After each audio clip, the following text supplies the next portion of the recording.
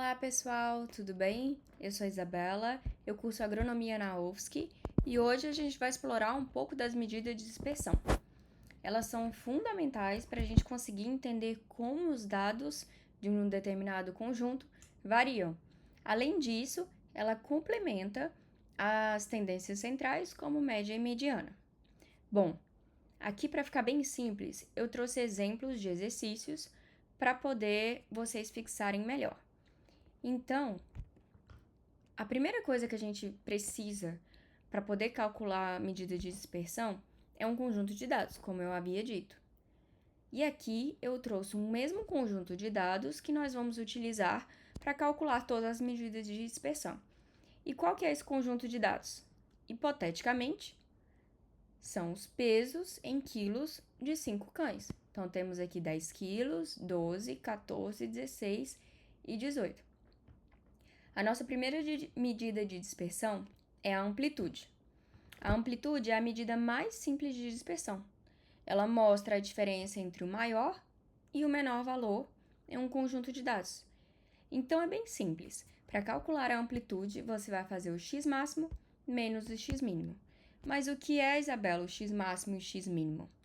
O x máximo é o valor máximo do seu conjunto de dados, o maior, e o x mínimo é o valor mínimo do seu conjunto de dados, que é o menor. Nesse caso, 18 é o maior e 10 é menor.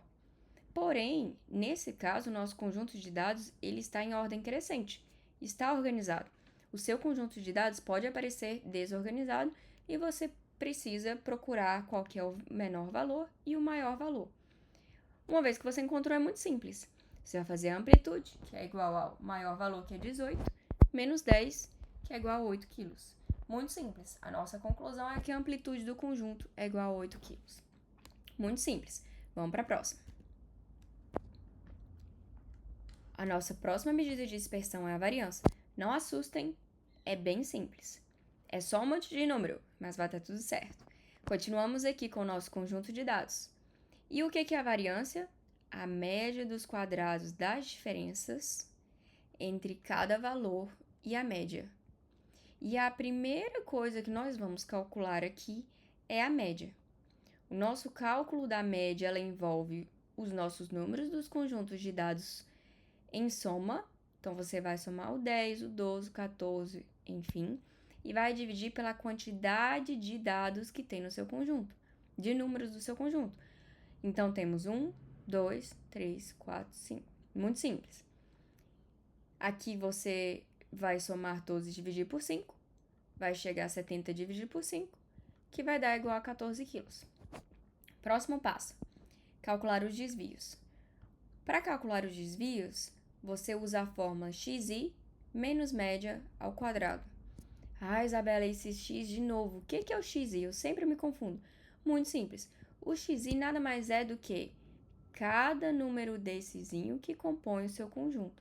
Então, 10 é um xi, 12 é um xi, 14 é um xi e assim vai. Então, você vai fazer um desses números menos a média ao quadrado. Aqui eu representei, em diferentes cores, cada cálculozinho para cada númerozinho desse aqui do nosso conjunto de dados. Então, vamos utilizar um aqui para vocês conseguirem entender. 10, que veio do seu conjunto de dados, menos 14, que veio da sua média, ao quadrado. Chegamos em menos 4 ao quadrado. Ah, mas é negativo. Mas ele está ao quadrado. Então, vai resultar um número positivo, 16. Fazemos isso para todos os nossos números. Aqui está representado. E pulamos para o próximo passo. Qual que é o próximo passo? Exatamente o cálculo da variância amostral, que se dá por S ao quadrado, que é a variância, igual ao somatório de xi menos média ao quadrado. Olha aqui, xi menos média ao quadrado, que a gente acabou de calcular aqui em cima. Então, nada mais é do que o somatório dos desvios, correto? Dividido por n menos 1. Aqui nós calculamos, substituindo a soma de todos esses desvios que encontramos, então fazemos 16, mais 4, mais 0, mais 4 e mais 16, e dividimos pelo n-1. Ah, mas o que é o n? O n é o número de números que você tem no seu conjunto de dados, que a gente já tinha visto aqui para calcular a média, que era 5. Então, você vai fazer 5 menos 1, que dá 4. Aqui, chegamos no resultado de 10 quilos. Então, ao quadrado. Então, concluímos que a variância é 10 quilos ao quadrado. Vamos para o próximo. Desvio padrão.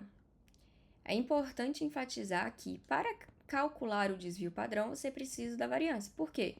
Porque o desvio padrão é a raiz quadrada da variância. Então, nesse caso, nós já calculamos a variância aqui e nós vamos utilizá-la para calcular o nosso desvio padrão, com o mesmo conjunto de dados. Então, o que é o desvio padrão? O desvio padrão, que é o S, é igual a raiz quadrada da variância, que é S ao quadrado. Então, raiz quadrada de 10, que é o resultado que encontramos na variância, é igual a 3,16 quilos. Conclusão, o desvio padrão é 3,16 quilos. Muito simples também. Agora vamos para o nosso coeficiente de variação. O coeficiente de variação é a relação entre o desvio padrão e a média, expressa em porcentagem.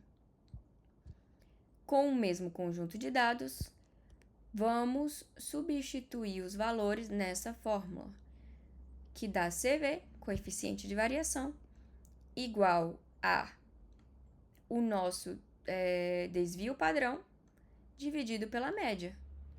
O S a gente encontrou aqui. Olha o S aqui do desvio padrão. 3,16 vezes 100, porque aqui está expressa em porcentagem.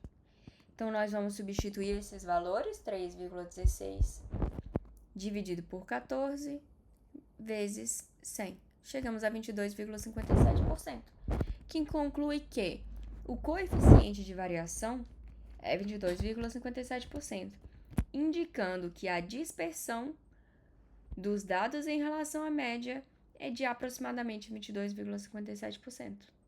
É isso, galera. Muito obrigado. Espero que vocês tenham entendido. Estudem, se inscrevam no canal, compartilhem e estamos aí qualquer dúvida.